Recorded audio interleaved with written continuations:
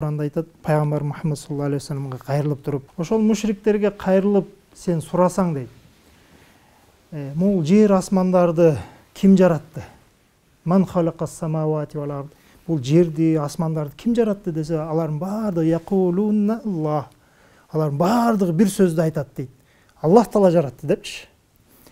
Анда Аллах Таала жараткан болсо, анда ошол силер могул Аллах Тааладан башка бир кудайчаларды ибадат кылып жүрөсүңөр, кандай эле ошол кишилер, ошол нерселер, ошол кудайчалар мага Аллах Таала эгерде бир жамандыкты жеткизип койгон болсо, ошону кайтара алабы?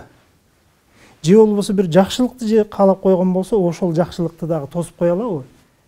Деген суроону берген кезде албетте алардын баардыгы суроону жооп бере алган эмес. Буну эмне үчүн айттым? Буну айтканым, кимге эле кайрылып туруп Кудай Таала барбы десең, бар дейт. Ооба, Кудай бир мисалы жөнөкөй эле бир кумурскадагы өзүнүн оюнда ошол бир чоң бир кумурска бар болсо керек, мурду узунураак меникинен, анан буттары да көбүрөөк болгондон чоңураак бир мындай күчтүү болсо керек. Мен өзүмөн 10 эсе чоң нерсени көтөрсөм, ал жерди көтөрүп кете тургандай бир Кудай бар болсо керек дейт да. Ошол сыяктуу мушриктерге же башка бирөөлөргө кимге эле болбосун Кудай Таала тууралуу сурасаң, албетте Кудай Таала бар дейт. Бар дейт. Бирок пайгамбарым айтып атпайбы? Ошол сен Кудай Таала бар деп коюп, башка нерсе менен жүрбөйсүңбү? Башка нерсеге ибадат кылып жүрбөйсүңбү? Ошол нерсе менден жамандыкты тоза алабы же тоза албайбы? Жакшылыкты тозуп кое алабы же тозуп кое албайбы деген суроону бергенде алар жооп бере албай калып атат. Ана Ихласка келе турган болсок, Ихлас сүрөсүнүн өзүнүн эле кичине мындай козгоп кете турган болсок, пайгамбарыма келип алып туруп, сен бизден сурадың, ким жер асманды жаратты деп. Биз айттык, Кудай Таала, Аллах дедик. Анан сенин Аллаң кандай Алла? Биздин Алланы кабыл кылбайт экенсиң. Биз Кудай деген, Алла деген сөздү сен кабыл кылбай жатасың. Экөөбүз биригип кеткен жокпуз, жолубуз бир болуп калган жок. Сен де Кудай Тааланы Алла деп атасың. Биз дагы жер асманды жаратуучусу Аллах деп атабыз. Бирок жолубуз бирикпеди. Эми сенин Кудайың, сенин Алла деп аткан ал зат ким деп сураган кезде, Кудай Таалам пайгамбарыма жооп кайтара айтып атат. Кул аларга айткының. Деди, сенен сураган адамдарга. Кудай Таала ким деген сураган адамдарга айткының. Хуаллаху ахад деп. Ал жалгыз ал. Ал силер сураган Алла, ал жалгыз депчи. Ана ошол жерге келсек, ахад деген сөздүн өзүн баягындай араб грамматикасында марифаны накира деп бөлүп коебуз. Белгилүү жана белгисиз депчи. Бул жерде белгисиз болуп атат да. Аллах деген сөз белгилүү болуп атат. Алар билет Аллах Тааланы. Анан мен дагы Аллах деп атабыз. Бирок Аллах Тааланын ахад экендигин билишпей атат да аларчы. Ахад деген эмне? Башка аяттарга кайрыла турган болсок, илахукум илаху вахид дейт. Бар бир жерде Аллах Таала. Силердин Кудайыңар жана менин Кудайым бардыгы жалгыз Аллах Таала дейт. Вахид дейт. Вахид бар, анан ахад бар да.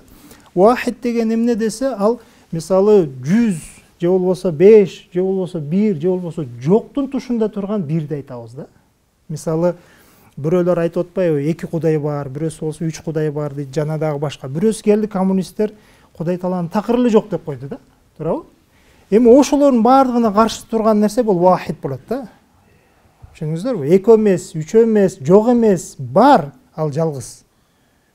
Вахид деген сөз ошону тигилерге баягы 2 Кудай, 3 Кудайдын каршысында турган Кудай Таала жалгыз зат. Ал эми могул Ихласта айтылып жаткан ахад деген сөз эмне?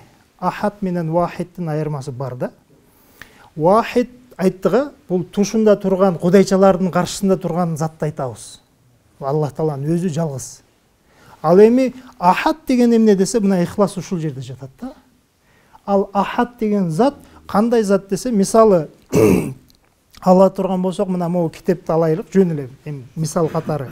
Бул китеп ушул жерде жалгыз китеп болсо, башка китеп жок болсо, ана ушул жалгыз зат бөлүнбөйт деген маанини берет да. Бөлүнбөгөн затты биз ахад дейбиз. Бул тушунда адамдары менен эмес, балким өзүнө өзү болгон салыштырмада Аллах Таала бөлүнүп кетпей турган затты айтабыз. Макулбу? Мисалы азыр могу китепти алып туруп, мынакей могу сыртын эмне кылсак, бөлсөк болот турабы? Ар бир бетин бөлсөк болот турабы? Бирок бул жалгыз. Жалгыз болсо да бөлүнөт да. Аллахым жалгыз болгон затта дагы ал бөлүнбөгөн затты айтабыз. Ана ошол жерде ихлас жатат. Силердин айтып жаткан Кудайыңар силердин көзүңөр көрүп турган Кудай. Жанакы силер куруп алган баягы немеге киргизип койгон 360ка жакын андан артыгыраак болгон кудайларын киргизип коюшту да. Бирөөсү сөөгүктөн жасап коюшту, таштан жасап коюшту, жана да башка нерсе. Алардын баардыгы биринчиден 1 2 3 4 5 6 андан дагы тышкары алар бөлүнөт. Муктаж. Эмне үчүн? Аллах Таала жалгыз болуш керек. Себеп дегенде Аллах Таала экинчи аятында ошол нерсени түшүндүрүп жатат. Аллаху Сомат деп. Жана да айта кеткендей Аллах белгилүү, анан кийин Сомат деген дагы бул белгилүү. Белгисиз эмес, ахатка окшош.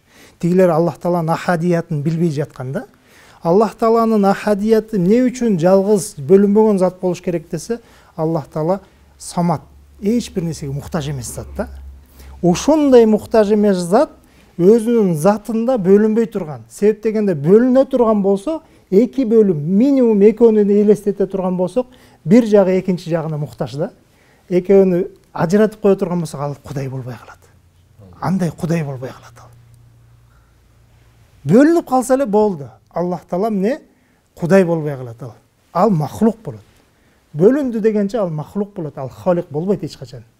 Ал зат Самат деген ошондой зат, дагы бир айта кетелик. Эч бир нерсеге муктаж эмес, жана дагы өзүнүн заты бөлүнүүгө муктаж эмес. Себеп деген бөлүндү дей турган болсок, анда ихтияж, муктаждык пайда болот. Жана дагы лам ялит ва лам юлат ва лам якун лаху куфуан ахад деди. Аллах Таала эмне үчүн бул уландысында төрөлүүнү айтып атат? Себеп дегенде баягы бириккен нерселер бар го? Бириккен нерселер. Мисалы, биз биригип жатпайлыкпы, туурабы? Аларды бир нерсе жаратат. Лам ялит ва лам юлат. Көрдүңүзбү? Ал төрөлбөйт, жана төрөлгөн да эмес, төрөгөн да эмес. Дейишликтин максаты эмне? Аллах Таала бөлүнбөйт. Бөлүнүп туруп андан бир нерсе чыкпайт. Аны чыккан нерседи дагы уланып кетпейт. Көрдүңүзбү?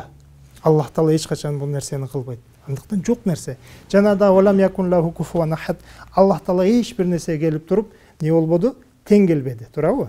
Мына ушул 4 аятта 3 нерсени Аллах Таала өзүнөн түртүп жатат. Биринчиси масил деп коебуз. Масил дегени бул эмне? Жүзгө жүз Кудай Таалага дал келген бир затты айтабыз. Масил деп турган болсок, жүзгө жүз келет. Мындайча айтканда Аллах Тааланын тушунда, Аллах Тааланын деңгээлинде эч бир зат жок деген сөз. Жүзгө жүз. Ал эми назир деп коебуз. Назир дегени мисалы бир 50%, 60% бир окшошуп калышлык. Жанакы эле лам ялит ва лам юлатта. Себеп дегенде ата менен баланын ортосунда окшоштук бар да, туурабы? Сизден мисалы бир бала урпагыңыз төрөлүп жатат, андан уланып кетип атат. Могу чоң атасына окшош экен дейбиз да, туурабы? Көрдүңүзбү? Ошол назир да. Ошондой дагы зат жок дейт.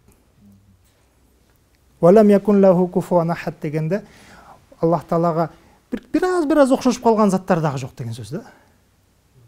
Бир аз окшошуп калган. Манакей ихласыбызды эгерде оңдой турган болсок, Аллах Тааланын кандай деп туруп пайгамбарга кайрылып жатышат. Сен айтып жаткан Кудайың кандай десе, Кудайым мынакей мындай деп жооп берди да. Мына ушул ихлас болуп отурат. Бул жерде дейт, фалқасту нафюл мукафати ан затиллахи. Бул жерде максат дейт, Аллах Таалага тең болгон заттардын баардыгын жок кылышлык дейт. Бул бир. Ва канна тaqдимаху аула ва хадиги сура шарифа нафат усул ал-куфри самания. Бул жерде айтып атпайбы? Лам якун лаху куфуан ахад дегенде араб тилинде грамматикасында мисалы биринчи бул сөз керек, экинчи бул керек деген эреже бар да. Ошол бул жерде якун деген афаль накыса болсо, анын исми ахад болот, ал эми хабары куфуан болот да. Ошондо хабар экинчи келиш керек эле, бул биринчи келип алатат, а исим болсо артка кетип калып атат да. Ордун алмашып калды да. Ордун эмне себептен алмаштырды дей турган болсо, бул жердеги максаты эмне болуп атат?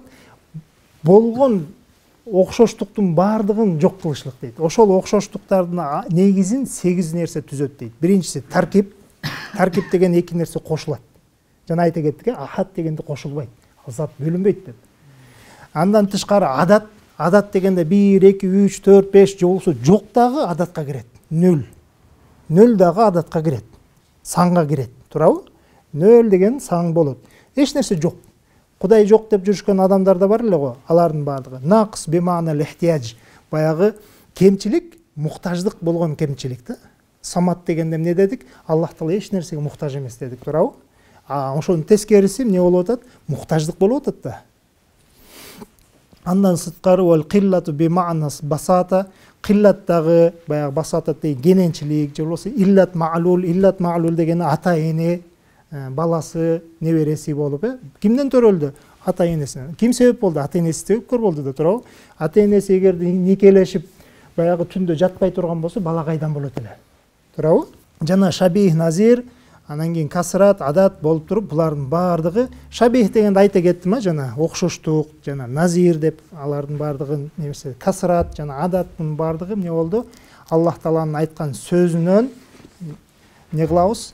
Аллах Тааладан бул нерсенин баардыгын жокко эсе кылышыбыз керек, жок кылышыбыз керек. Анан кийин барып бизге ихлас отурат да.